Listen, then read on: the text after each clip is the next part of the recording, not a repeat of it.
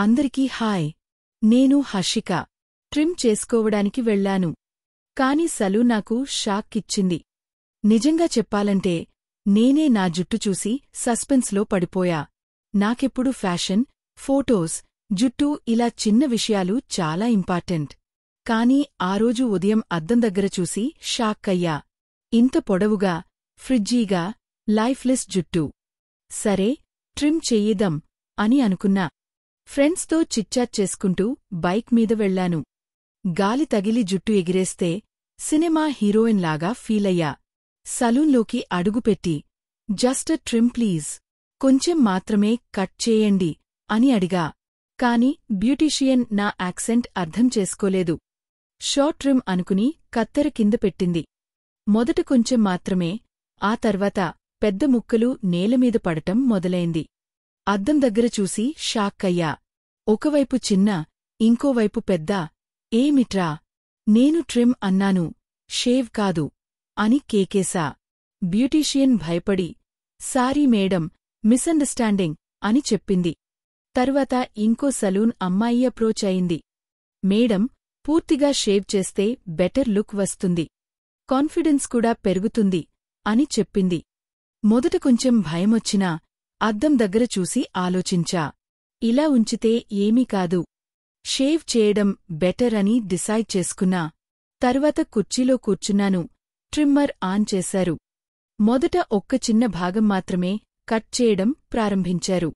అద్దం వైపు చూసి ఇది నిజంగా జరుగుతున్నదా అని కొంచెం భయమొచ్చింది. కొద్దిగా జుట్టు కట్ అవ్వడం మొదలయింది. కాని జుట్టు చిన్న చిన్న ముక్కలు నేలపై పడటంతో అయ్యో, ఇది నిజంగానే జరుగుతోంది అని అనిపించింది. చేతులు కొంచెం కంపించాయి. గుండె వేగంగా కొట్టుకుంటుంది. ఒక్కసారిగా పెద్ద ముక్కలు జుట్టు నేలపై పడినప్పుడు పానిక్ మోడ్లోకి వెళ్ళిపోయా. అద్దంలో నా ముఖాన్ని చూసి షాక్, నవ్వు మిక్స్ అయింది. కొద్దిసేపటి తరువాత స్టెప్ బై స్టెప్ తల మొత్తం శుభ్రమయింది.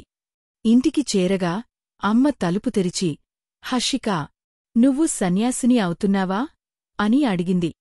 నవ్వుతూ అమ్మా, స్ట్రెస్ ఫ్రీ లైఫ్ అని చెప్పా. నాన్న పేపర్ చదువుతూ మంచిదే, షాంపూ ఖర్చు తగ్గింది అని అన్నాడు.